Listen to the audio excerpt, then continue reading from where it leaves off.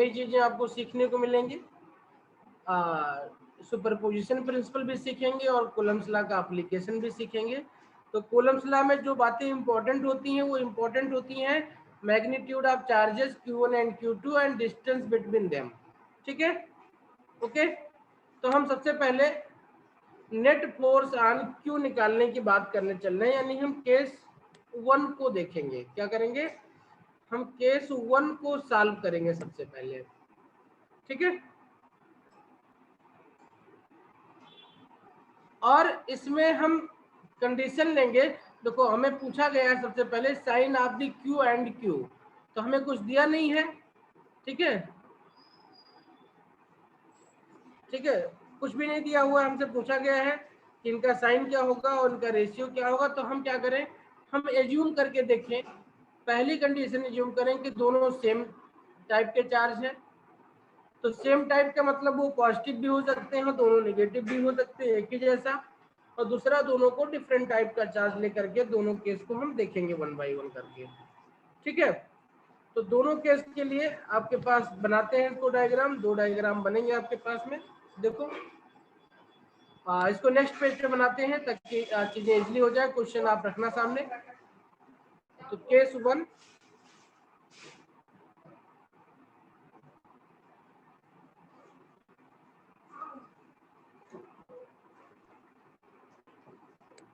ठीक है, case 1,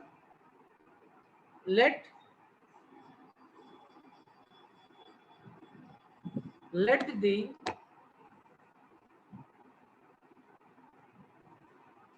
charges Q and Q are of same sign। मतलब इनके बीच जो फोर्सेस होगा वो कौन सा फोर्स होगा? अपोजिंग फोर्सेस होंगे। तो डायग्राम बना लेते हैं, यहाँ पे फोर्सेस को लिखते हैं।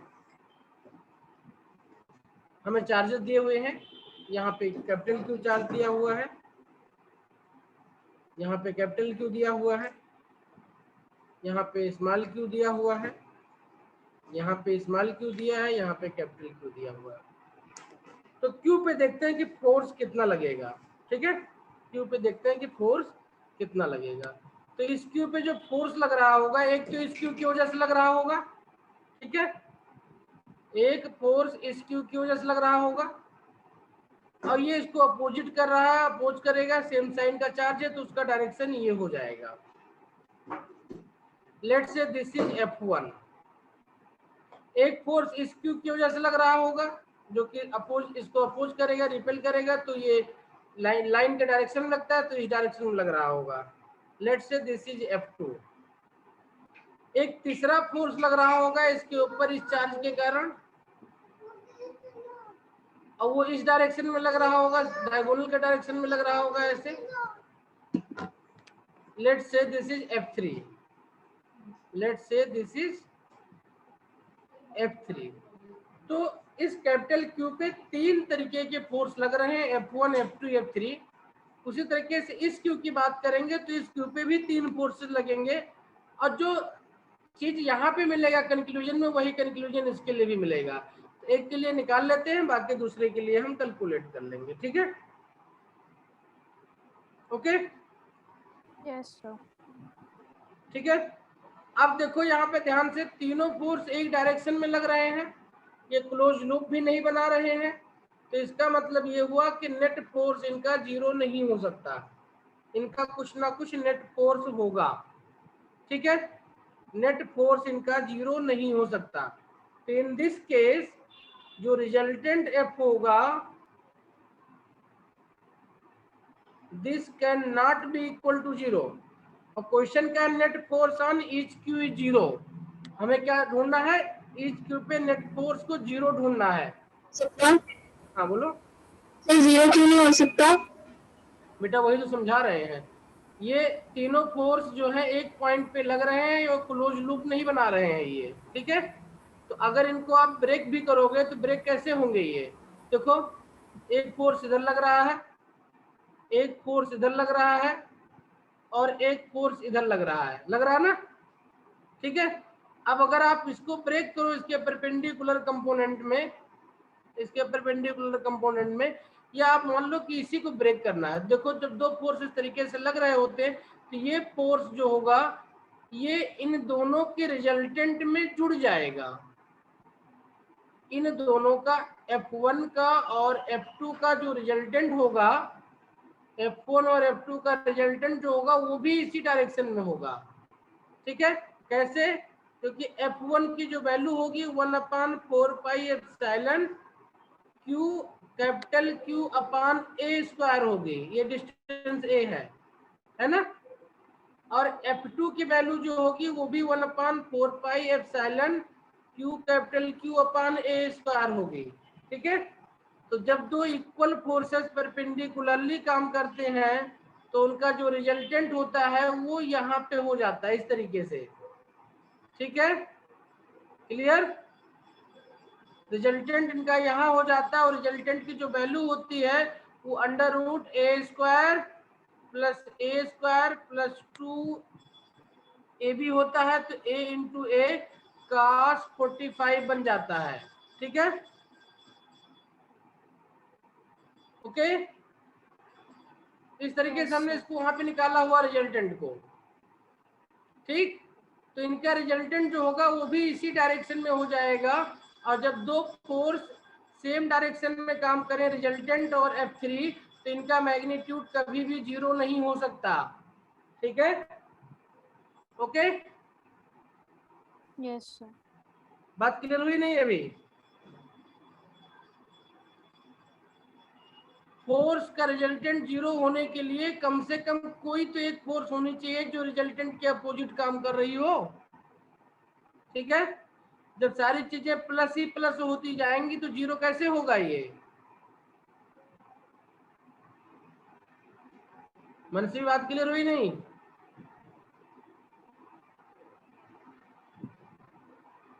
Hello, yes sir. हो गई ना? Yes sir. हाँ, तो तीनों फोर्सेस जो है F1 F2 का रिजल्टेंट जो होगा वो F3 की डायरेक्शन में हो जाएगा क्योंकि इक्वल फोर्स है। ठीक है, ओके, ठीक है। तो अब देखो हमें क्या चाहिए, हमें रिजल्टेंट इनका 0 चाहिए। तो रिजल्टेंट 0 होने के लिए देखो F1 और F2 का रिजल्टेंट भी इस डायरेक्शन में जा रहा था।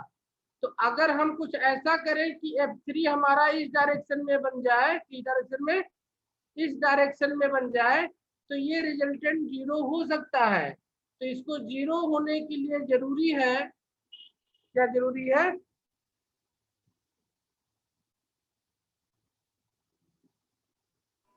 जरूरी है force in opposite direction. Opposite direction में बनाए इनको, है ना। Yes sir. सर आपने एक वर्ड बोला लूप, तो सर उसका क्या मतलब होता है? क्या बेटा? सर आपने बोला था कि लूप फॉर्म नहीं करा, तो लूप फॉर्म कैसे होता है और उसको क्या मतलब क्या होता है? आपकी आवाज क्लियर नहीं आ रही, आपकी आवाज क्लियर नहीं आ रही है। तो देखो हमने क्या देखा कि जब दोनों चार्जेस सेम हो रहे हैं तो इनका जो रिजल्टेंट आपका हो रहा है, F3 का भी देख ले क्या हो जाएगा वैल्यू 1/4 पाई कैपिटल Q अपान, अब ये A√2 हो जाएगा ना। A√2 डायगोनल होता है स्क्वायर का, तो A√2 का स्क्वायर हो जाएगा तो ये 2A² हो जाएगा। ये तीनों फोर्सेस हो जाएंगे, इनका डायरेक्शन डायग्राम में शो किया हुआ है। आप देख सकते हैं कि F1 और F2 का जो रिजल्टेंट होगा, F1 और F2 का रिजल्टेंट जो होगा वो भी इसी डायरेक्शन में होगा, इसी एंगल पे होगा आपका इनका रिजल्टेंट भी। तो जब दोनों F3 और इनका F1 F2 का रिजल्टेंट दोनों जुड़ जाएंगे, ये दोनों कभी भी 0 नहीं हो पाएंगे। तो इसलिए लिख लो यहाँ पे, ऐसे लिख लो, then resultant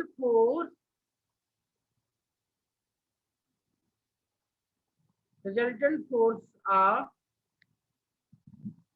F1 and F2 will lie along F3 so that, यहाँ पे इनका डायरेक्शन लिख सकते हैं। मैं अगर इसको नाम दे दूं एग्जाम्पल के लिए, मान लेते हैं इसको मैंने ए पॉइंट कह दिया, इसको हमने बी कह दिया, इसको हमने सी कह दिया, इसको हमने डी कह दिया। तो F1 का डायरेक्शन कितना होगा, अलोंग डी ए, है ना।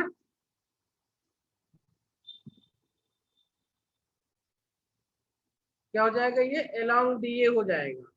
F2 का डायरेक्शन क्या हो जाएगा, along B A.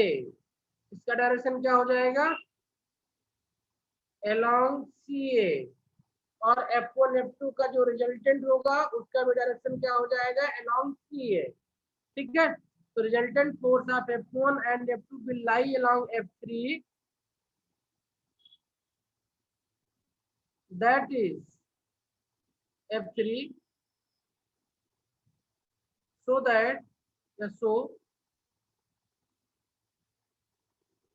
that let force on capital Q cannot be zero,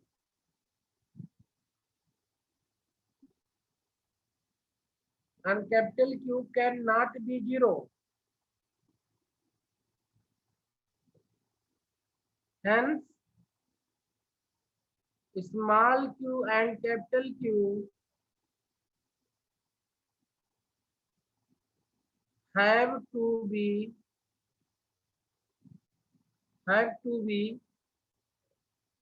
of opposite sign. ठीक है, आप अपोजिट साइन।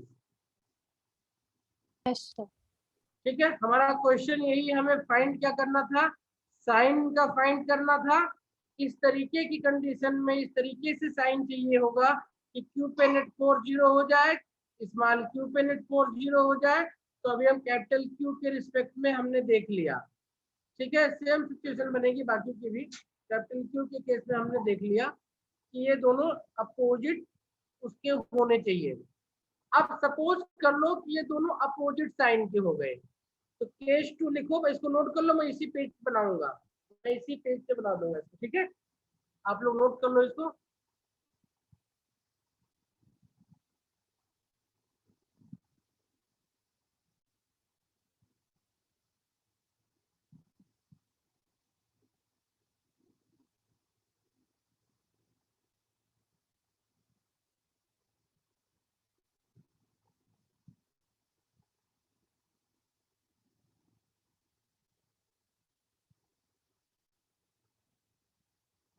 लिख लिया? Yes sir. अच्छा, जब लिख लिया इनको तब ये वाला पोर्शन यहाँ से हट जाएगा। बाकी फोर्स की वैल्यू जैसे लिखी उसको ऐसे लिखे रहने देंगे, क्योंकि उसी से अपना काम भी चलाना है। ठीक है, डायग्राम में थोड़ा सा चेंज आएगा, तो पहले हम लैंग्वेज में चेंज करते हैं। Let the charges Q and Q are of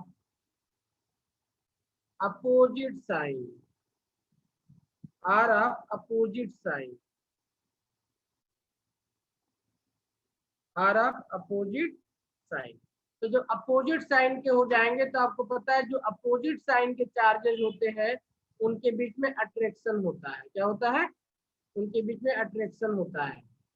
तो जो फोर्स F1 होगा, इसकी वजह से लिखा था हमने F1, उसका डायरेक्शन अब इधर हो जाएगा। ये F1 का डायरेक्शन हो जाएगा, ये डायरेक्शन आपका F2 का हो जाएगा ना। तो F1 को यहाँ पे लिखो और F2 को यहाँ पे लिखो, तो इसका रिजल्टेंट जो होगा इनके बीच से होगा ऐसे, यानी इस डायगोनल की तरफ हो जाएगा। ये इनका रिजल्टेंट हो जाएगा, रिजल्टेंट फोर्स किसका, F1 F2 और F1 का, F2 और F1 का। क्योंकि F1 और F2 इक्वल है तो इनका जो रिजल्टेंट फोर्स हो जाएगा वो हो जाएगा √2F हो जाएगा। कितना हो जाएगा? √2F। अगर आप F1 F2 का मैग्नीट्यूड F मान लो, क्या मान लो, F1 और F2 का मैग्नीट्यूड अगर आप F मान लो तो इनका रिजल्टेंट जो हो जाएगा वो √2F हो जाएगा। इनकी वैल्यू कितनी है तो ये हो जाएगा √2 1/4 pi epsilon small Q capital Q upon A square, ये इनकी वैल्यू हो जाएगी। ठीक है, ये इसकी रिजल्टेंट फोर्स की वैल्यू हो जाएगी। ठीक है, तो मैं यहाँ पे √2F लिखने के बजाय मैं इसको F रिजल्टेंट लिखता हूँ खाली। यहाँ क्या लिखूंगा मैं? F resultant. तो F रिजल्टेंट आपका इस डायरेक्शन में होगा, नहीं अगर डायग्राम में आप दिखाना चाहें F रिजल्टेंट को तो F रिजल्टेंट आप इस तरीके से दिखाएंगे। यहाँ पे कहाँ दिखाएंगे? ये यहाँ पे दिखाएंगे। F रिजल्टेंट आपका इस डायरेक्शन में होगा, F रिजल्टेंट। तो आपने देखा F3 और F रिजल्टेंट दोनों अपोजिट डायरेक्शन में है। ठीक है, इसी तरीके से इस क्वेश्चन में भी इनका डायरेक्शन चेंज कर देना है हमको। ये अलोंग AD बन जाएगा, ये अलोंग AB बन जाएगा। ठीक है, और इनका जो रिजल्टेंट बनेगा F रिजल्टेंट यानी √2 1/4 pi epsilon Q capital Q upon A square, ये अलोंग AC बन जाएगा। ठीक है, अलोंग AC मैं नीचे लिख दे रहा हूँ तो कंफ्यूजन ना हो, ये हो जाएगा अलोंग AC। तो आप देख सकते हो कि F3 और F रिजल्टेंट दोनों अपोजिट डायरेक्शन में है, तो Q पे चार्ज यानी फोर्स 0 होने के लिए जरूरी है कि F रिजल्टेंट और F3 दोनों फोर्सेज इक्वल हो जाए। ठीक है, ओके, ठीक है। Yes, sir. So for the force on Q, so for the force on Q to be 0, it is required that F3 equal to हो जाए किसके? F रिजल्टेंट के। ठीक है, क्योंकि तो दोनों अपोजिट डायरेक्शन में दोनों इक्वल हो जाएंगे, इनका मैग्नीट्यूड 0 हो जाएगा। यहाँ से कैलकुलेट करके हम मैग्नीट्यूड Q/Q निकाल सकते हैं। तो इनको इक्वेट करो दोनों को, ये 1/4 pi epsilon capital Q upon 2A square, ये √2 1/4 pi epsilon capital Q small q upon A square. इसको कैंसिल आउट करो, तो कैंसिल आउट करेंगे तो ये देखो Q से Q कैंसिल हो जाएगा, 4 पाई एप्सिलॉन से 4 पाई एप्सिलॉन कैंसिल हो जाएगा, A स्क्वायर से A स्क्वायर कैंसिल हो जाएगा। हमें capital Q by small q की वैल्यू चाहिए ना, नहीं small q by capital Q की चाहिए। तो स्मॉल q के नीचे कैपिटल Q लेके चले जाओ और √2 को इधर नीचे ले आओ। तो √2 को नीचे लाएंगे तो small q by capital Q magnitude में डाल दो इसको, ये मिल जाएगा 1/2 √2। यहाँ पे 2 है, यहाँ पे √2 नीचे आ जाएगा, 2 √2 हो जाएगा। ठीक है, ओके। यहाँ पे कंडीशन पुटअप Yes, करनी sir. पड़ेगी, provided Q does not equal to 0, क्योंकि Q नीचे में है। तो Q नॉट इक्वल टू 0 होगा, तो यहाँ पे जो मैग्नीट्यूड होगा इनमें Q/Q का वो 1/2 √2 होना चाहिए। मतलब स्मॉल q जो होना चाहिए कैपिटल Q का 1/2 √2 टाइम्स होना चाहिए। ठीक है, तो ये आंसर हो जाएगा किसके लिए? Q/Q के लिए। ठीक, बात समझ में आ गई? Yes, sir. ठीक, ये बन गया हमारा केस जो क्वेश्चन नंबर 1 है उसके लिए।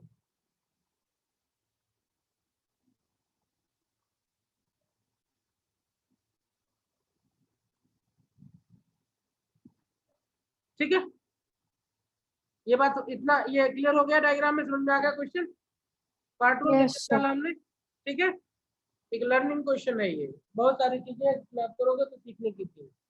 आगे बढ़े, इसका Yes. सेकंड पार्ट करते हैं इसी तरीके से, नोट कर लिया ना।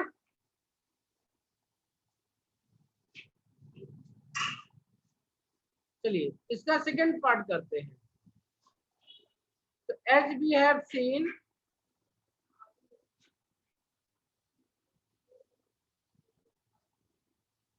that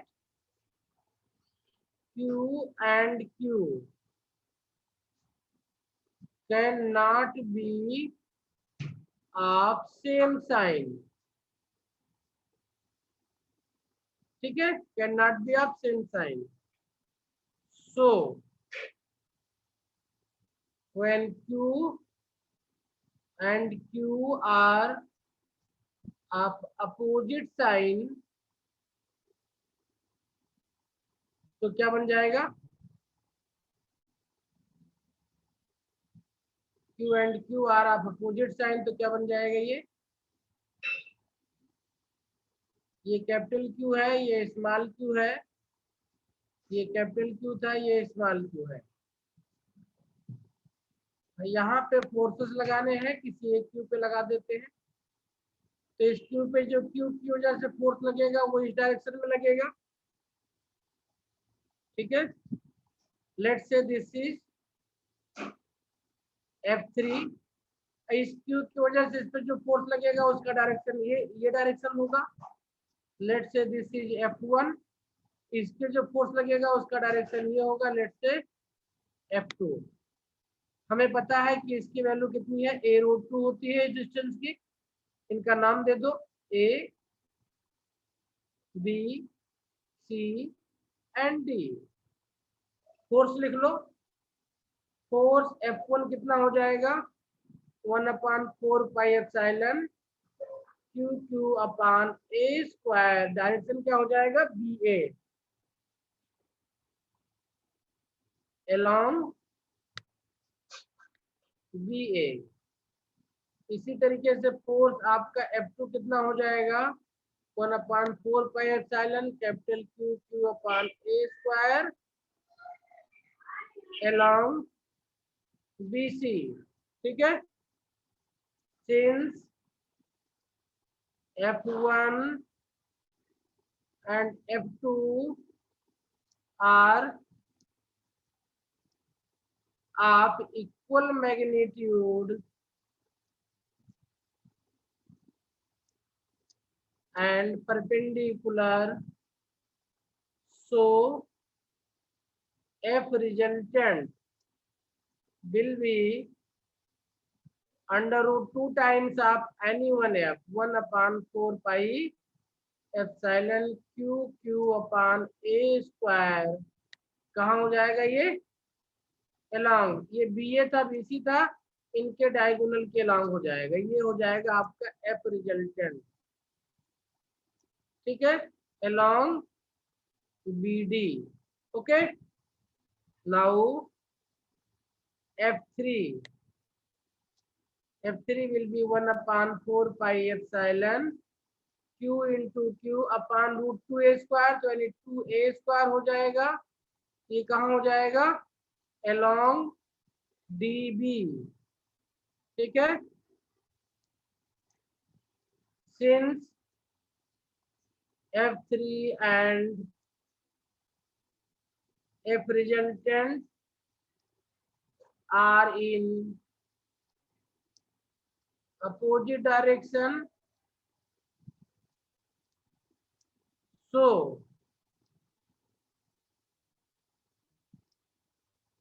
according to question इनका रिजल्टेंट 0 होना चाहिए।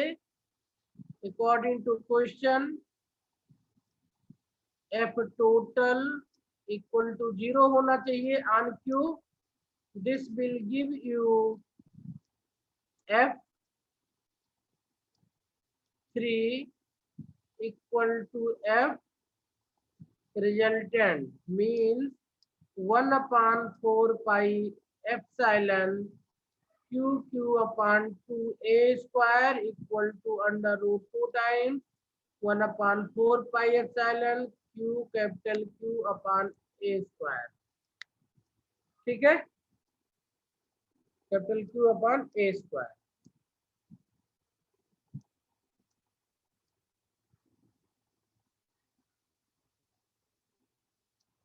Q Q capital Q upon A square. एक बार चेक कर लेना, एफ रिजल्टेंट में स्मॉल क्यू क्यू आएगा, F3 में डबल क्यू क्यू आएगा। ठीक है, आपको चाहिए क्या, आपको चाहिए small Q by capital Q. यहाँ से कैंसिल आउट कर लो, इस क्यू से ये क्यू कैंसिल, ये 4 पाई से 4 पाई कैंसिल, ए स्क्वायर से ए स्क्वायर कैंसिल। यहाँ पे क्यू रहेगा, क्यू यहाँ से आ जाएगा, तो यहाँ से 2 ऊपर चला जाएगा, तो ये 2√2 हो जाएगा। तो इस केस में आपका आंसर कितना हो जाएगा, क्यू बाई क्यू की वैल्यू, क्यू बाई क्यू की वैल्यू 2√2 हो जाएगा। पिछले वाले में 1/2√2 था।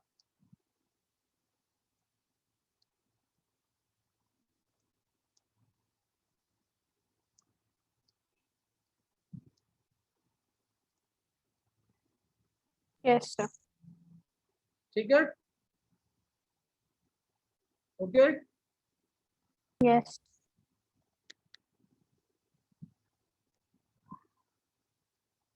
ओके, तो यहाँ से कुल मिलाकर के एक सिंपल सी बात निकल के आई कि जो Q और Q है उनका साइन एक दूसरे का अपोजिट होना चाहिए। अगर कैपिटल Q पॉजिटिव है तो स्मॉल q नेगेटिव हो जाएगा, और कैपिटल Q नेगेटिव है तो स्मॉल q पॉजिटिव हो जाएगा। सीधी सी बात है, और अकॉर्डिंगली आप डायरेक्शन को मैनेज कर सकते हैं। ठीक है, ओके। चलिए, अब इसमें तीसरा क्वेश्चन पूछा गया था कि इस सिस्टम को इक्विलिब्रियम में पुट कर सकते हैं कि नहीं कर सकते हैं।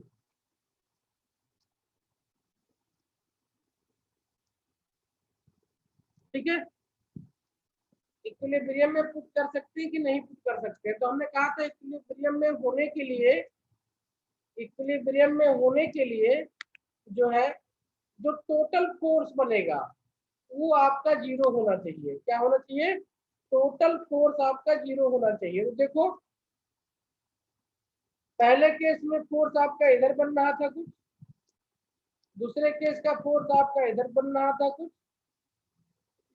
ठीक है, ओके। अब देखो, तो पहले केस में आपका जो क्वेश्चन निकला था, लिख लेते हैं।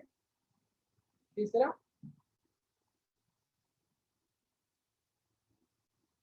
the entire system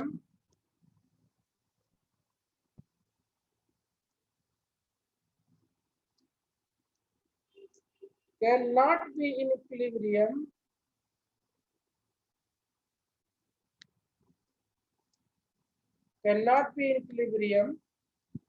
since both conditions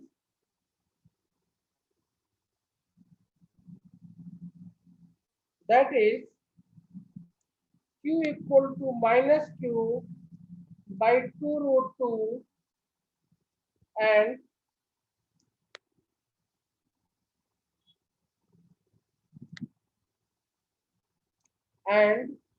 q equal to minus 2√2q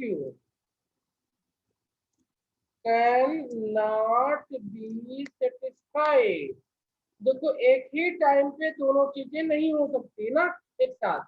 can not be satisfied. अगर पहली कंडीशन हुई आपकी, तो ये वाला फोर्स 0 हो जाएगा, ये वाला फोर्स 0 हो जाएगा, ये 0 नहीं होगा। और दूसरी कंडीशन हुई तो ये वाला फोर्स आपका 0 हो जाएगा। यानी इन बहुत ही सिचुएशन एक फोर्स आपका बचा ही रहेगा। ठीक है, एक फोर्स आपका बचा ही रहेगा। आपको पता है कि जब तक एफ टोटल आपका 0 ना हो जाए तब तक आप इक्विलिब्रियम अचीव नहीं कर सकते हो। तो इसलिए q equal to minus q by 2√2 and q equal to minus 2√2q, ये एक ही टाइम पे पॉसिबल नहीं है। ठीक है, तो जब ये एक ही टाइम पे ये चीज पॉसिबल नहीं है तो इसलिए इनको इक्विलिब्रियम में नहीं रखा जा सकता है। ठीक, अगर दोनों से एक ही कंडीशन आई होती, दोनों में सॉल्व करके एक ही कंडीशन आई होती, तो इसको इक्विलिब्रियम में रखा जा सकता था। बात समझ में आ गई? Yes, sir. नोट कर लिया? अगर आपको ये पता है कि कोई भी चार्ज, दो चार्ज के बीच में फोर्स लगता है, तो क्वेश्चन होता है कि एक चार्ज दूसरे चार्ज को कैसे इन्फ्लुएंस कर रहा है, अट्रैक्ट कैसे कर रहा है, रिपेल कर कर रहा आखिर उस चार्ज ने अपने सराउंडिंग में क्या किया हुआ है। तो अगर ये अंडरस्टैंडिंग है हमारे पास कि दो चार्जेस के बीच में फोर्स लगता है, सिंगल चार्ज में फोर्स नहीं लगता है, तो इलेक्ट्रिक फील्ड हम डिफाइन कर पाएंगे। तो इलेक्ट्रिक फील्ड को कुछ इस तरीके से डिफाइन कर सकते हैं। Electric field is defined as the space electric field is defined as the space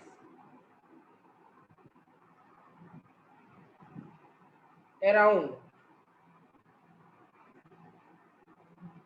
a charge in which its influence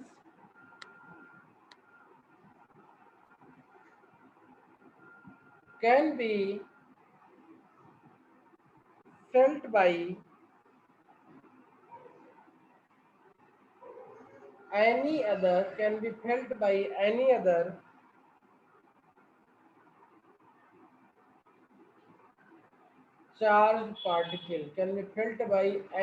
charged particle, ठीक है।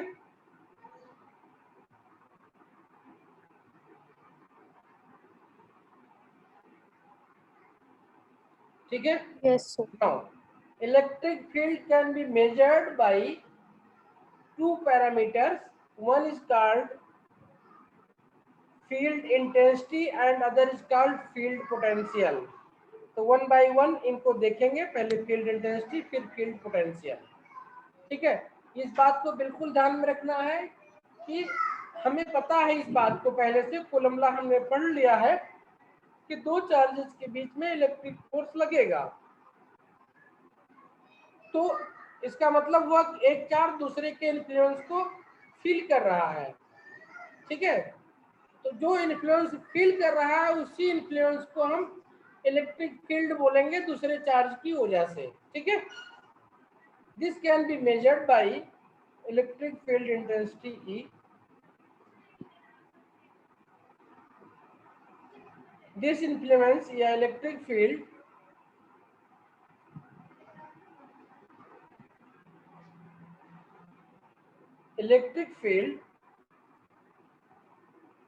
electric field's strength या influence electric field strength at a point in space can be measured by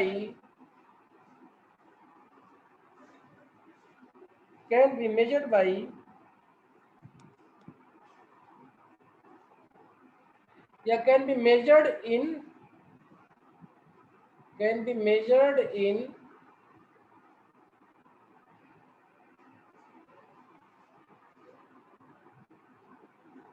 terms of two measurable quantities.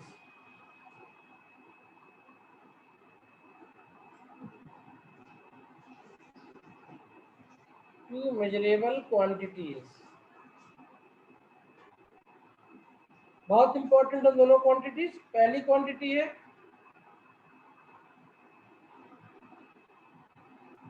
Electric field intensity. Electric field intensity denoted by E,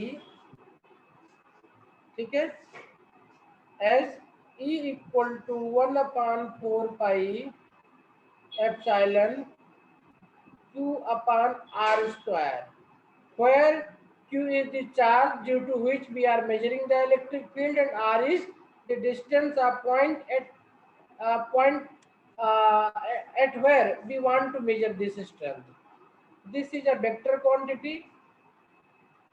This is a vector quantity. Main direction is important with this. And second one is electric field potential,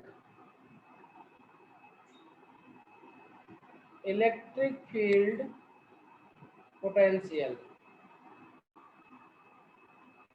This is generally denoted by V and this is given by 1/4 pi epsilon Q by R. ध्यान रखना यहाँ पे R square था, यहाँ पे R है, Q by R and this is a scalar quantity. So no importance of direction, scalar quantity. ठीक है,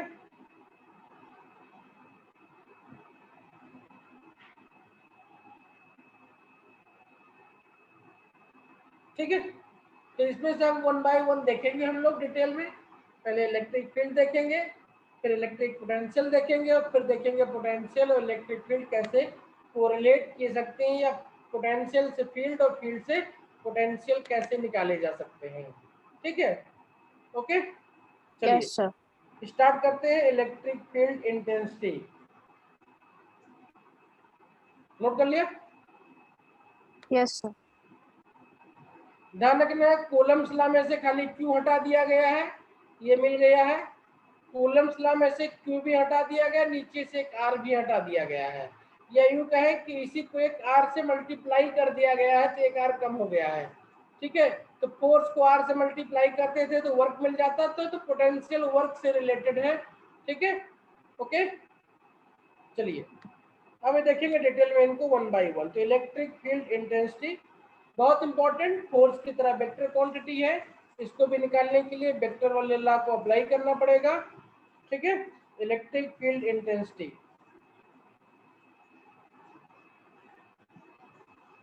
इलेक्ट्रिक फील्ड इंटेंसिटी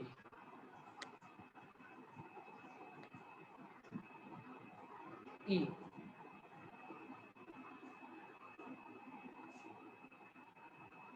ठीक है,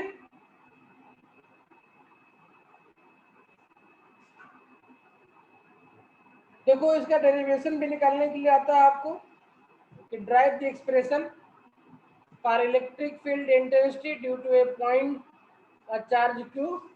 ठीक है, तो हम उस डेरिवेशन के पॉइंट ऑफ व्यू से इसको लिख रहे हैं जिससे आप लोग उसको डिटेल पे लिख पाओ अगर जरूरत पड़े तो। ठीक है, यस सर।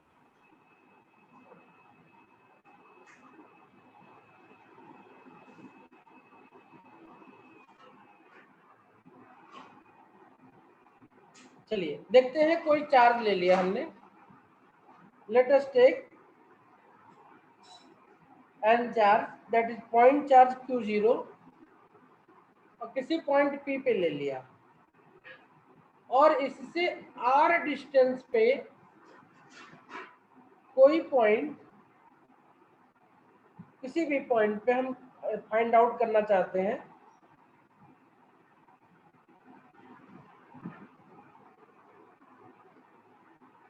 ठीक है, किसी भी पॉइंट पे कोई पॉइंट है हमारे पास में और हम फाइंड आउट करना चाहते हैं कि Q की वजह से कितना चार्ज कहाँ पे या इलेक्ट्रिक फील्ड कितना होगा। तो नोट करते हैं, लिख लो, फिर लैंग्वेज लिखते हैं।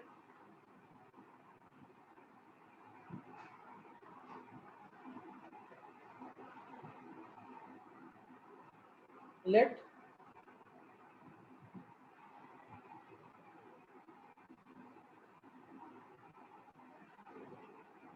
let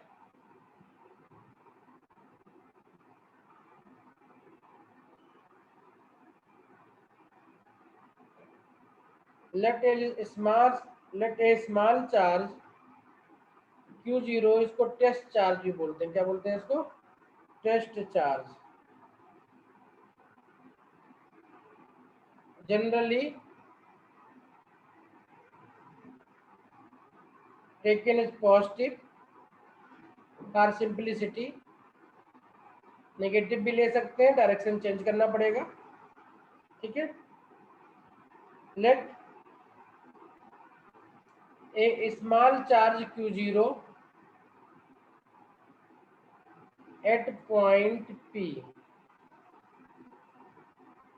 ठीक है, at point P, ठीक है। Let a small charge Q0 at point P brought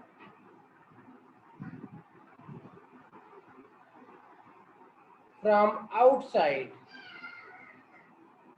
okay, brought from outside. Let this charge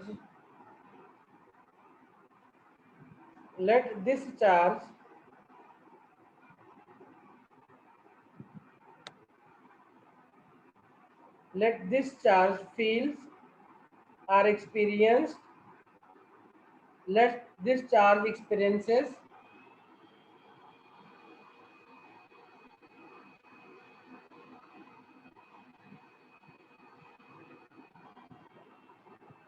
a force F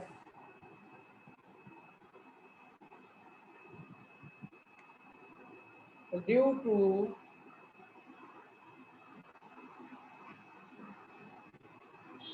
charge or charges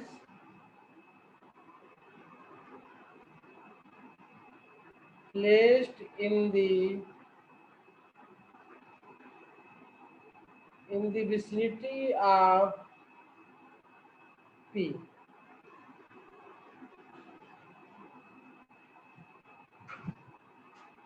Then electric field intensity at P can be defined as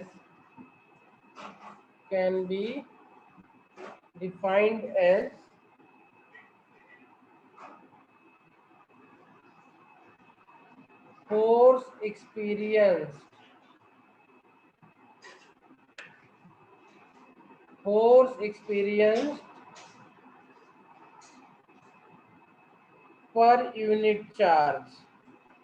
per unit test charge, ज़्यादा अच्छा होगा, per unit test charge, okay. तो point P पे है, आ रहा है तो force को फील करेगा, फोर्स का डायरेक्शन ये हो जाएगा, ठीक है। अगर इलेक्ट्रिक फील्ड का डायरेक्शन ये है तो इस पॉइंट पे, तो इलेक्ट्रिक फील्ड एक्चुअली में क्या है, इलेक्ट्रिक फील्ड एक्चुअली में force experience per unit test charge है। क्या है, force experience per unit charge है, means electric field is given by limit Q0 tending to 0 F by Q0, where F is the Coulomb force। पीछे formula देखा तो 1/4 Q by R square था, मतलब जो दूसरा Q था वो कैंसिल आउट हो जा रहा है, यानी Q0 से डिवाइड हो जा रहा है वो, ठीक है, पर यूनिट चार्ज, ठीक है। Force experience per unit test charge, ठीक है। वैल्यू इसको लिख दें हम, तो वैल्यू में हो जाएगा ये 1/4 Q/R स्क्वायर हो जाएगा ये, ठीक है। क्योंकि Q0 लिखेंगे, नीचे Q0 है, कैंसिल आउट हो जाएगा, तो खाली Q बचेगा यहाँ पे। इसका डायरेक्शन क्या हो जाएगा, जो फोर्स का डायरेक्शन है वही हो जाएगा, लिख दो, the direction of E will be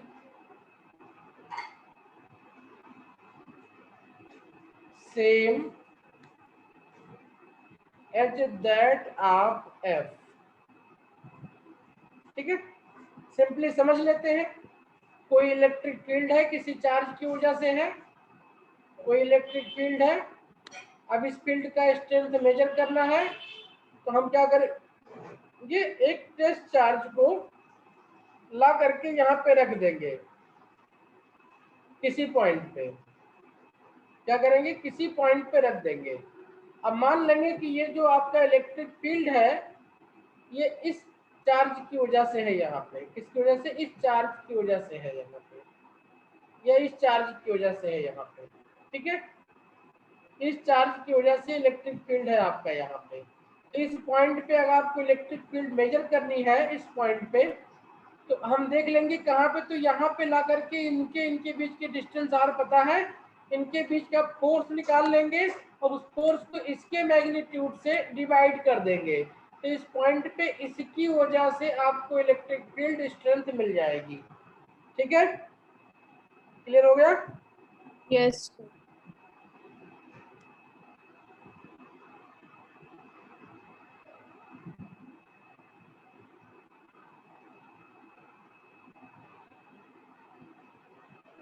यहाँ पे एक क्वेश्चन कई बार पूछा जाता है, हालांकि एग्जाम का क्वेश्चन नहीं है, ये जनरल अंडरस्टैंडिंग का क्वेश्चन है कि Q को यानी Q0 को स्मॉल क्यों रखते हैं, बड़ा Q0 लाएंगे तो क्या होगा। तो बड़ा Q0 लाएंगे तो जो पहले वाले चार्ज का फील्ड स्ट्रेंथ है उसको डिस्टर्ब कर देगा। ठीक है, स्मॉल रहेगा तो उसको डिस्टर्ब नहीं करेगा, तो हम एक्यूरेटली फील्ड स्ट्रेंथ मेजर कर पाएंगे। ठीक है, तो चाहो तो इसको कहीं साइड में नोट कर लो कि we are choosing or taking test charge as small, otherwise large magnitude may disturb the original charge distribution। Sir एक बार दोबारा बोलना। लिख ही लो, क्वेश्चन के फॉर्म में लिख लो इसको। Why the magnitude of test charge is kept small? Why the magnitude of test charge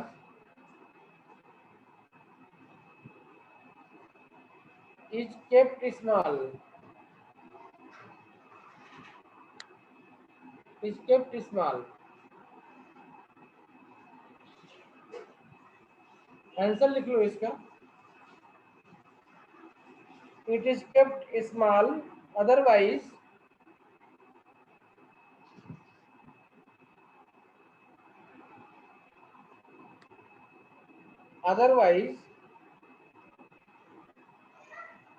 large magnitude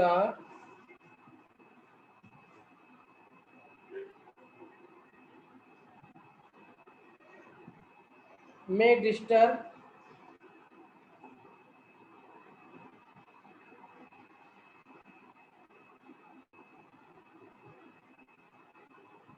the original charge distribution।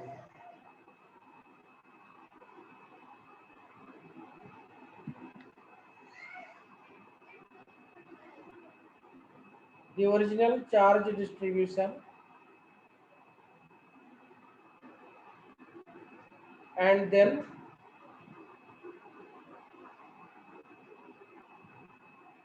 we will get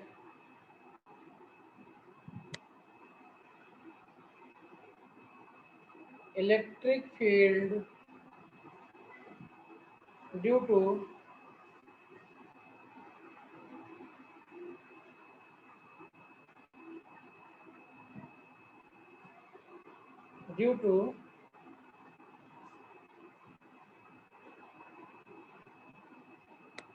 disturbed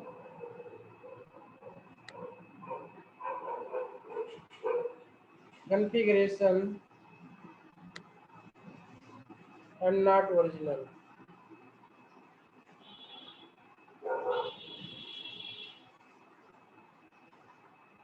लगे हाथ, एक छोटा सा क्वेश्चन और ले लो। What is the minimum possible value of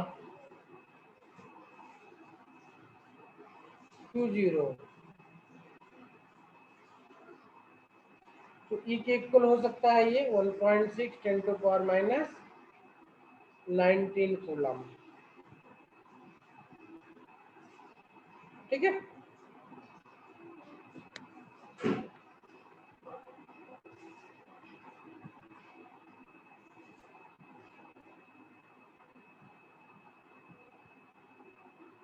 हो गया?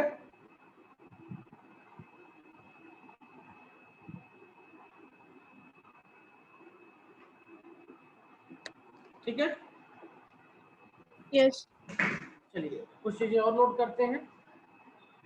Dimension निकालते हैं इलेक्ट्रिक फील्ड का।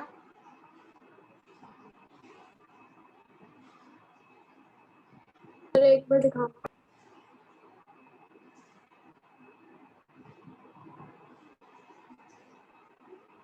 ओके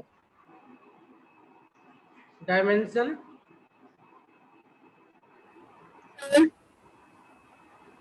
क्या बेटा? सर एक बार डेफिनेशन फिर से समझा दो। एक मिनट। हाँ, कौन सी डेफिनेशन बेटा? इलेक्ट्रिक फील्ड की। सर इलेक्ट्रिक फील्ड इंटेंसिटी की। देखो क्या है कि कोई भी चार्ज है तो ये अपने अराउंड एक फील्ड जनरेट करेगा, है ना? ओके, तो ये जो फील्ड होगी वो डिस्टेंस के साथ वेरी करेगी। कहीं पे इसका स्ट्रेंथ बहुत ज्यादा होगा, कहीं पे इसका स्ट्रेंथ कम होगा। ठीक है, अब सपोज दैट हम कि किसी पॉइंट पी पे हम मेजर करना चाहते हैं कि इस चार्ज की वजह से इस पॉइंट पी पे इलेक्ट्रिक फील्ड इंटेंसिटी कितनी है।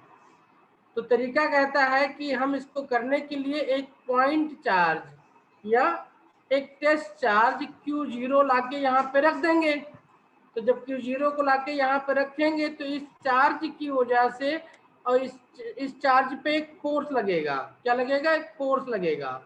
1/4πε Q and capital Q upon R square. ये हमने पीछे पढ़ा हुआ कूलम लॉ से। ठीक है, ये फोर्स लग रहा है। तो अब क्वेश्चन ये उठता है कि अगर हमने Q0 चार्ज लगाया तो इतना फोर्स लगा। अगर Q0 को 1 यूनिट कर दें, क्या कर दें, Q0 की वैल्यू 1 कर दें तो कितना फोर्स लगेगा। तो इस फार्मूले में Q equal to 1 put up कर दो तो ये F कितना बचेगा, 1/4πε0 capital Q upon R square बचेगा ना, ये बचेगा ना ये। और हमें पता है कि फोर्स पर यूनिट चार्ज क्या होती है, इंटेंसिटी होती है। Intensity is defined as force per unit charge. तो ये जो वैल्यू बनेगी आपकी, ये क्या बन जाएगी, at point P electric field intensity E बन जाएगी ये, और इसकी वैल्यू हो जाएगी F/Q। ठीक, Yes. इलेक्ट्रिक फील्ड इंटेंसिटी क्या है, एक्चुअली में कुछ भी नहीं है, ये यूनिट चार्ज के फोर्स पर लगने, यूनिट चार्ज पे लगने वाला इलेक्ट्रिक फोर्स है। Clear? Electric field intensity is just the coulombic force, ठीक है, experienced by an unit charge, ठीक है। बात क्लियर हो गई? हेलो, ठीक है, सर हाँ बोलो, yes no maybe. Yes sir आ गया समझ में। ओके, अब हम निकालते हैं dimensional formula of E।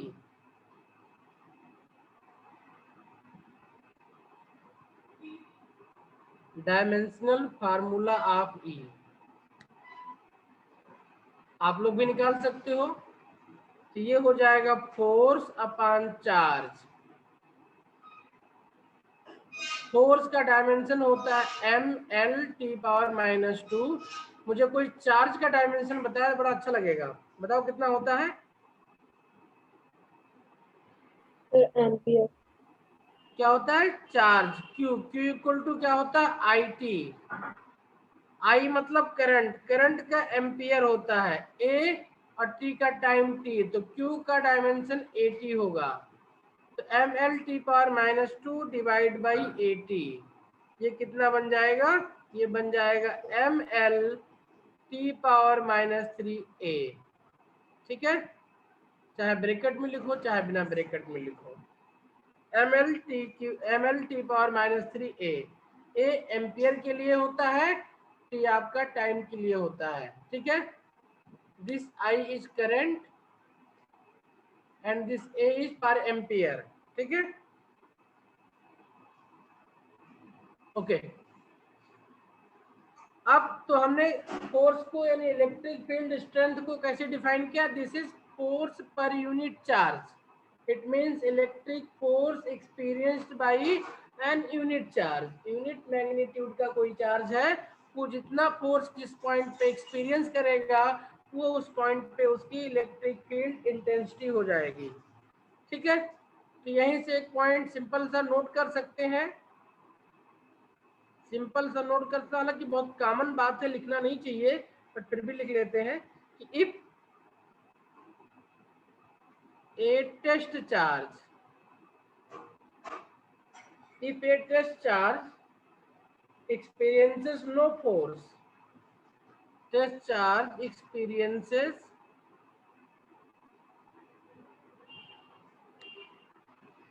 experiences no force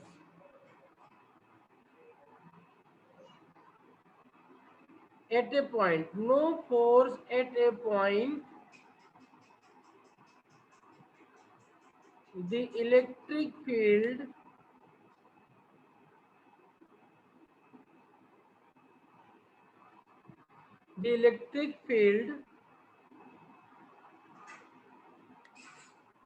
at that point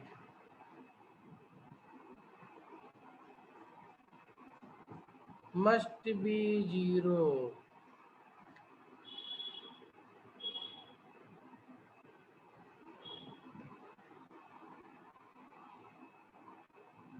ठीक है,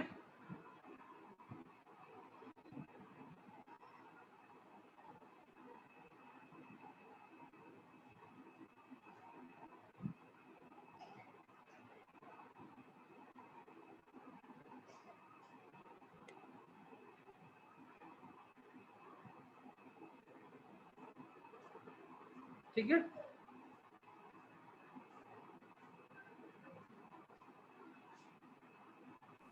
यस सर। अब नेक्स्ट पॉइंट जो लिखने जा रहे हैं बहुत इंपॉर्टेंट है। ठीक है, नेक्स्ट पॉइंट जो लिखने जा रहे हैं तो बहुत इंपॉर्टेंट पॉइंट है, वो आपको हेल्प करेगा क्वेश्चन को सॉल्व करने में, वो डायरेक्शन से रिलेटेड है। ठीक है, चलिए लिखते हैं, देखते हैं क्या है ये।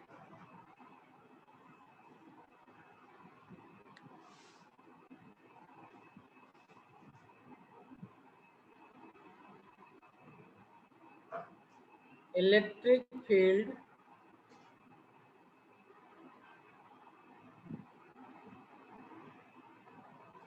Due to point charge, due to a point charge. Case 1 है, पॉजिटिव पॉइंट चार्ज होगा तो क्या होगा?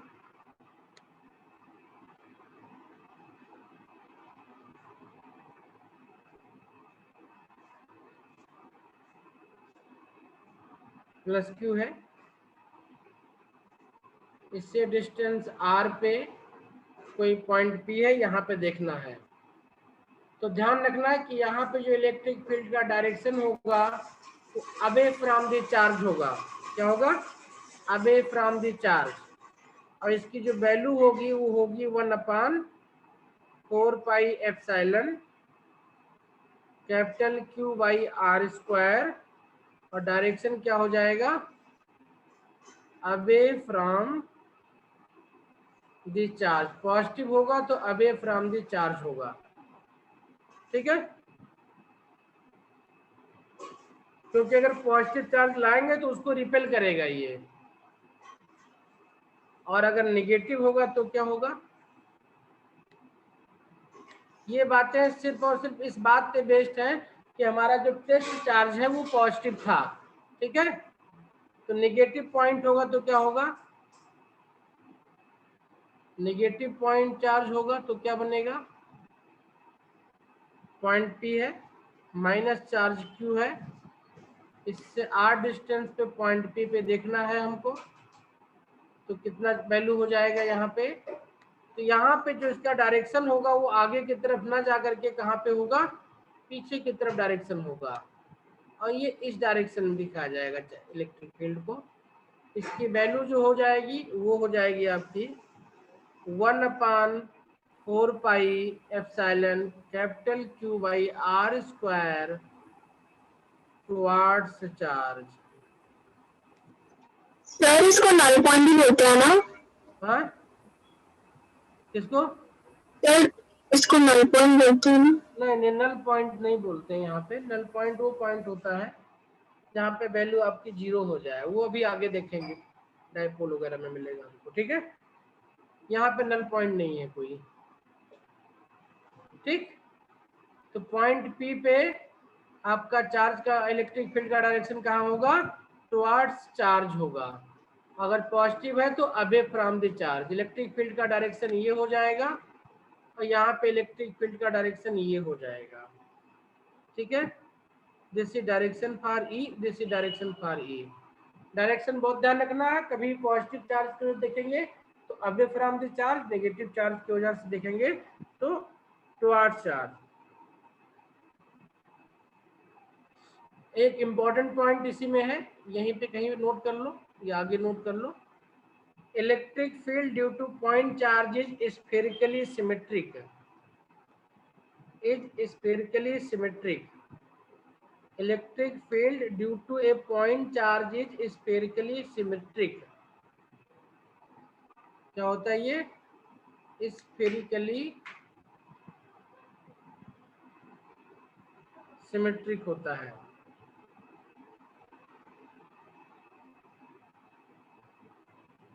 मतलब चारों डायरेक्शन में सेम डिस्टेंस पे सेम वैल्यू होगी इसकी, ठीक है। स्फेरिकली सिमेट्रिक का मतलब in all direction at same distance same magnitude होगा इसका, ठीक है। पॉजिटिव है तो अवे फ्रॉम द चार्ज और नेगेटिव है तो टुवार्ड्स द चार्ज, ठीक है।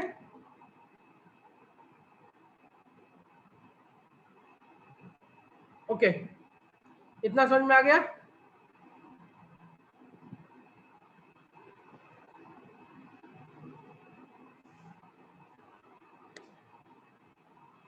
हो गया बेटा? यस सर, हो गया। अब देखो हमने पीछे फार्मूला लिखा था E = F/Q।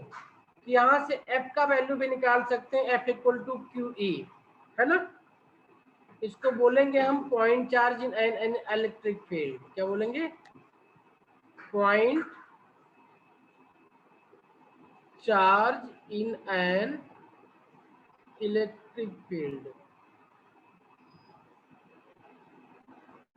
Point charge in an electric field, ठीक है।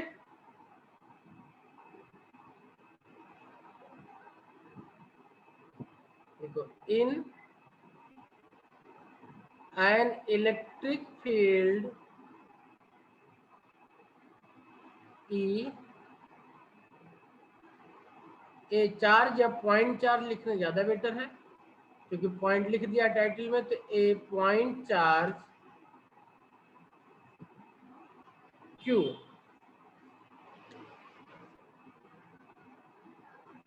will experience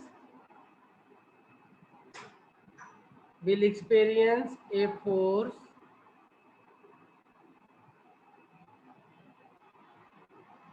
F given as F = EQ या QE, ठीक है। EQ लिखो या Q लिखो, बात एक ही है, ठीक है। This is force on Q by E, ठीक है। इसको बोलते ऐसे हैं, this is the force on Q by E. This is force on Q by E.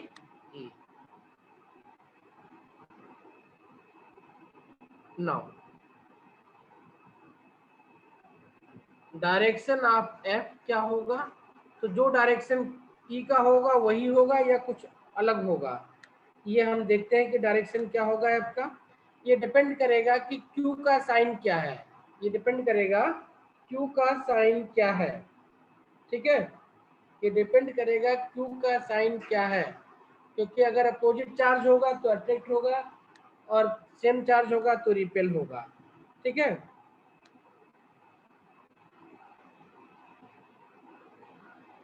ठीक है, लिख सकते हैं, इसको लिख लेते हैं। Direction of F, direction of F क्या होगा, दोनों कंडीशन लिख लेते हैं।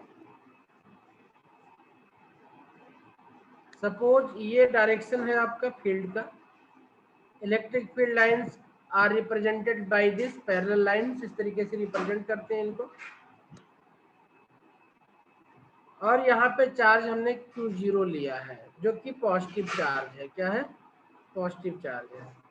तो जब पॉजिटिव चार्ज होगा तो F का जो डायरेक्शन होगा वो भी सेम होगा। इसी तरीके से इलेक्ट्रिक फील्ड लाइन आपकी इस डायरेक्शन में है, और अगर आपने यहाँ पे निगेटिव चार्ज ले लिया है, निगेटिव, तो जो फोर्स का डायरेक्शन होगा वो अपोजिट हो जाएगा। ध्यान रखना इसको। ठीक है, यहाँ चाहो तो नोट कर लो, सिचुएशन ए बना लो इसको। Positive charge Q0 placed in an electric field, ये E का डायरेक्शन है। ठीक है,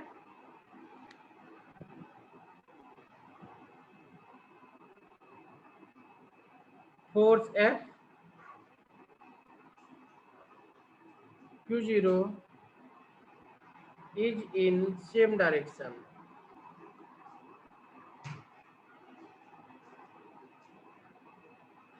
ये सिचुएशन बी है। Negative charge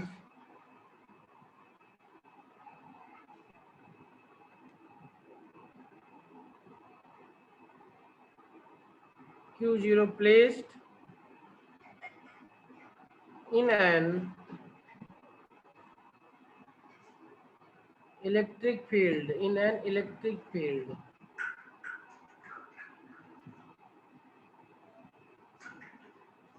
force on Q0 is in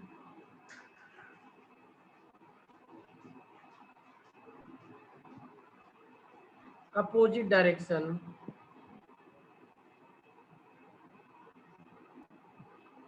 as E। ठीक है,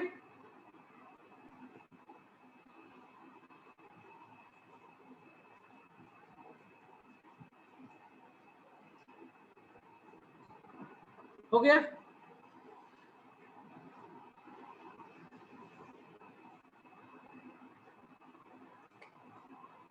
सर एक मिनट।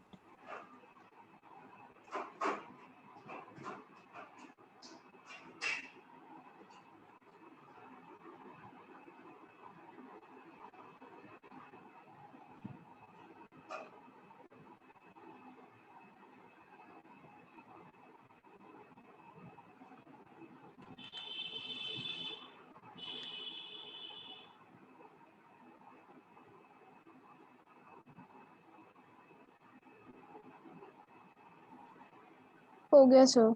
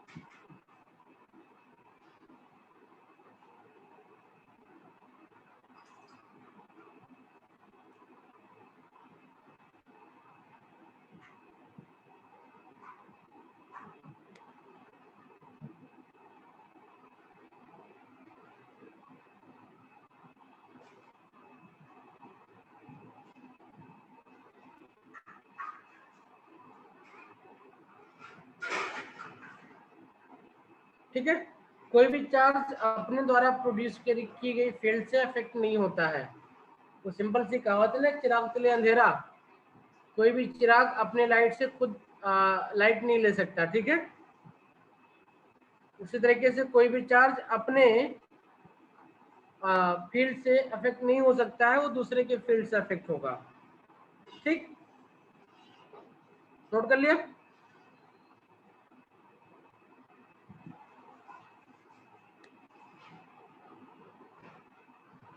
हो गया?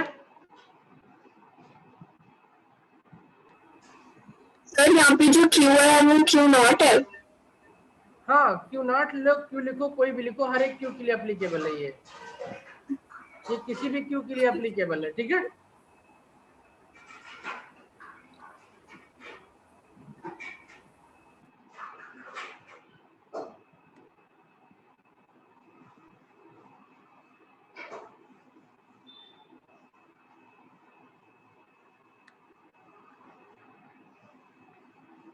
ठीक है, मैंने क्यू नॉट लिख दिया वहां पे।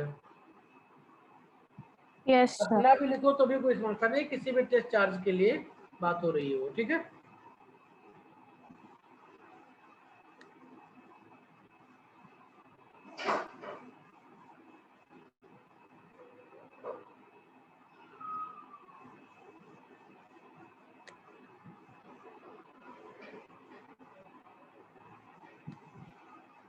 हो गया?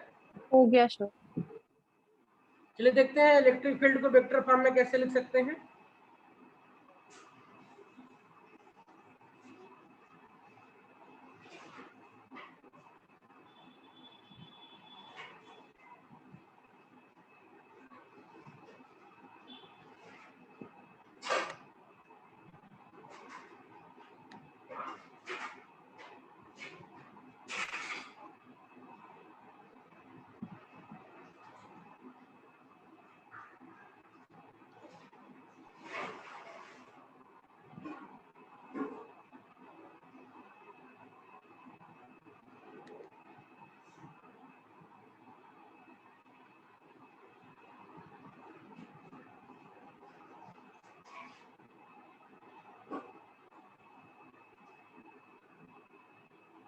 ठीक है,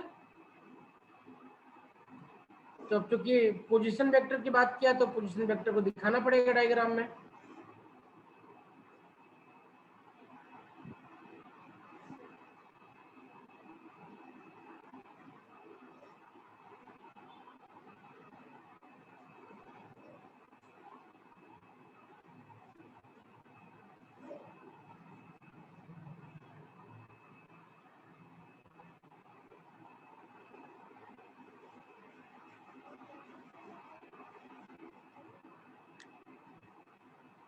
किसी भी पॉइंट की बात करें, X Y Z O, let's say this is point P, इसकी बात कर रहे हैं, दिस इज पॉइंट क्यू, इसकी डिस्टेंस r0 है यहाँ से पोजीशन वेक्टर, और इसका पोजीशन वेक्टर r है। तो QP या PQ का जो भी होगा, QP का जो हो जाएगा वो क्या बन जाएगा, ये इसका ये था। तो देखो इसकी हेड को इसको यहाँ से मिला रहे हैं, इसके टेल इसके हेड से मिल रही है, तो इसकी वैल्यू कितनी हो जाएगी, ये हम निकाल रहे हैं PQ, तो ये r माइनस r0 हो जाएगा। ठीक है, ओके, OP माइनस OQ हो गया, QP निकाल रहे थे हम, हमने QP निकाला, हमने कल सिखाया था जो लास्ट वाला होगा वो पहले लिखा जाएगा, OP माइनस OQ लिखेंगे इसको, OP R है, OQ R0, तो R माइनस R0 OQ का डायरेक्शन हो जाएगा, मतलब वो डिस्टेंस हो जाएगा। तो लिख लेते हैं वैल्यू Q की,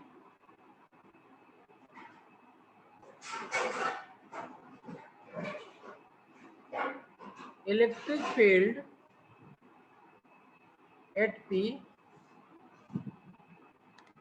due to Q is, charge लिख लो नहीं कंफ्यूजन होगी, due to charge Q is E equal to q upon 4 pi epsilon, नीचे आर स्क्वायर होता था तो वेक्टर फॉर्म में लिखना है तो आर स्क्वायर मतलब इसका मॉड्यूल का स्क्वायर, मॉडुलस का स्क्वायर, तो आर माइनस r0 का स्क्वायर लिख सकते हैं। और ध्यान रखना यहाँ पे हमें यूनिट वेक्टर लिखना है। क्या लिखना है? Unit vector. तो यूनिट वेक्टर जो भी होता है वो हमेशा क्या होता है? वेक्टर डिवाइड बाय वेक्टर का मॉडुलस।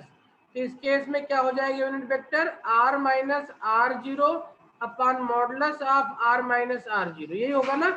तो इसको यहाँ पुटअप करेंगे तो नीचे क्यूब हो जाएगा। ये क्या हो जाएगा? नीचे क्यूब हो जाएगा।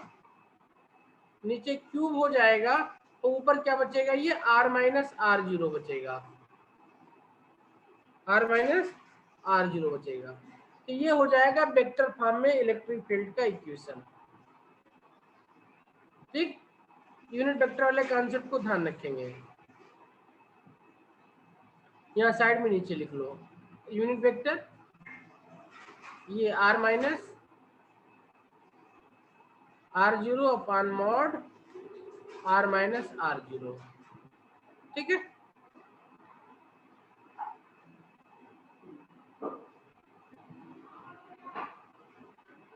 ठीक है। इसी तरीके से हमने फोर्स का पीछे निकाला हुआ था, चाहे तो यहाँ पे भी देख सकते हैं। फोर्स वाला क्या बनेगा? Let a charge Q is placed at P, तो Q पे प्लेस करेंगे P पे, तो फोर्स कितना हो जाएगा? Then force on this charge by Q is कितना हो जाएगा? F equal to QE। ये कितना हो जाएगा? QQ upon 4 pi epsilon r minus r0 divide by r minus r0 का होल क्यूब। यही था हमारा फोर्स जब कूलम्ब लॉ में वेक्टर फॉर्म में देखा था हमने, वही है ना। नोट कर लो।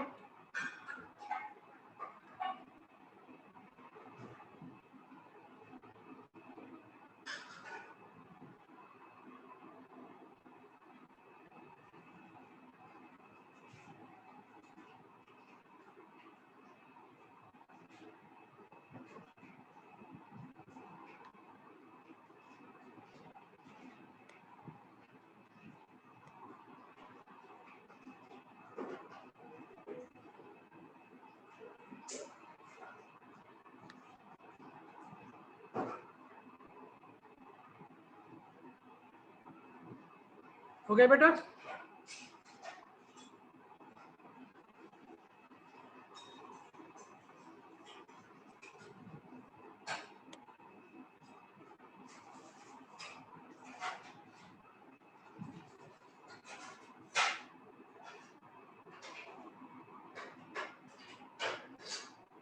Electric field intensity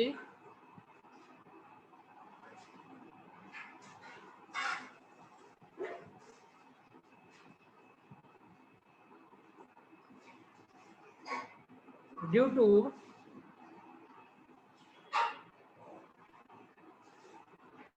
a group of charges, due to a group of charges. यहाँ पे क्या लगेगा?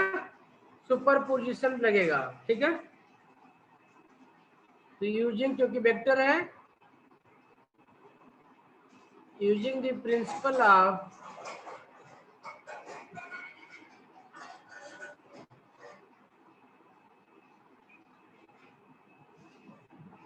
Superposition net field at P is, P कहाँ पे है?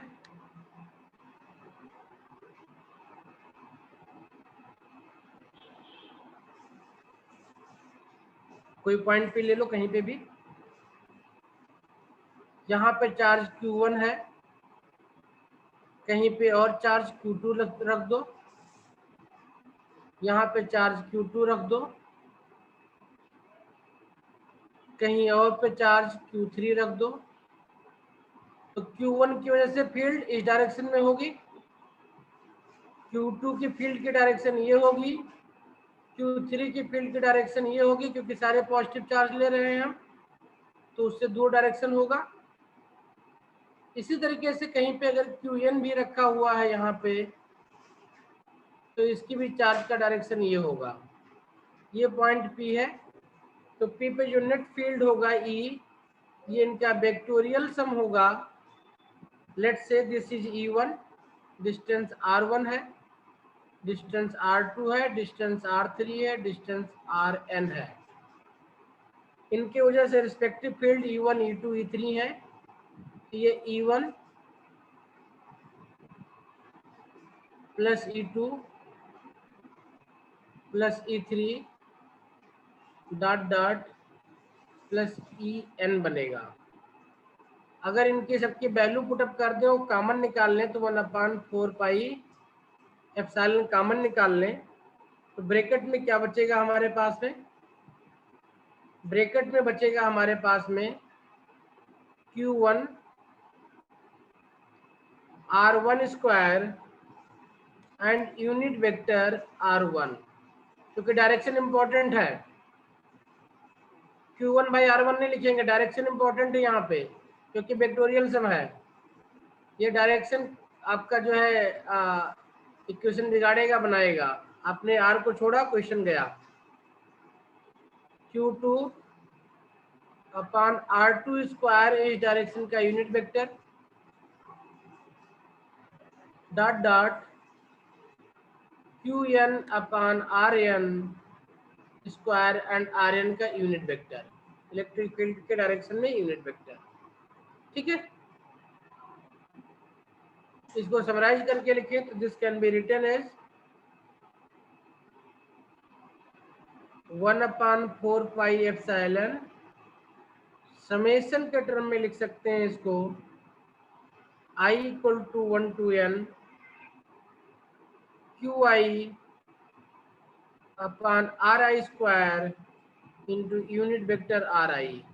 ये यूनिट वेक्टर बहुत इंपॉर्टेंट, इसको छोड़ नहीं सकते। ठीक है, in terms of position vector अगर लिखें इसको, तो this is going to be 1/4 pi epsilon summation of I equal to 1 to n QI ऊपर R माइनस RI, नीचे R माइनस RI का क्यूब हो जाएगा। बट ध्यान रखेंगे, हम कैलकुलेशन में ज़्यादातर टाइम इसी वाले फार्मूले को यूज करेंगे। वेक्टर फॉर्म में जरूरत नहीं पड़ती करने की ज़्यादातर, बट लिखने के लिए तो लिख सकते हैं इसको भी हम। ठीक है,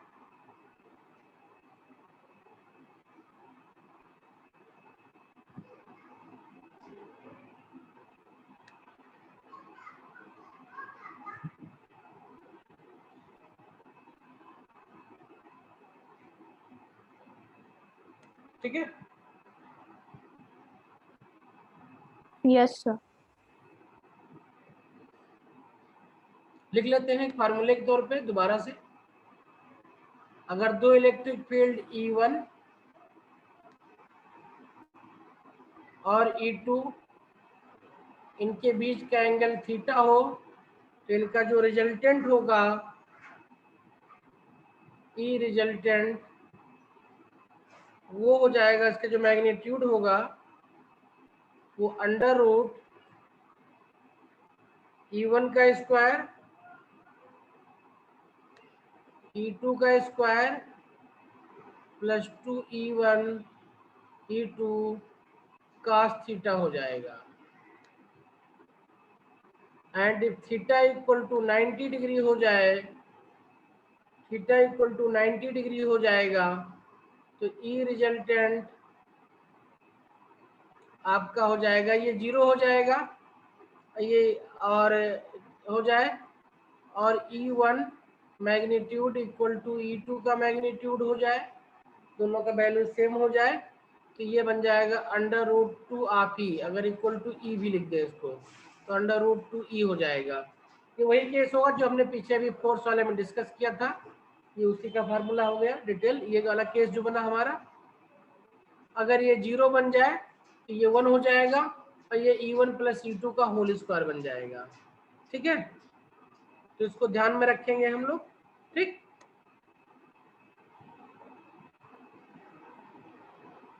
यस सर। नेक्स्ट हम लोग डाइपोल के बारे में देखेंगे कि डाइपोल पे कितनी फील्ड इंटेंसिटी होगी, क्या होगी आपकी। ठीक है, उससे पहले और भी कई छोटी छोटी बातें हैं, उनको भी देखना पड़ेगा हमको। तो कल कुछ क्वेश्चन करेंगे सबसे पहले हम लोग इस पे, और उसके बाद में फिर इसको कंटिन्यू करेंगे आगे हम।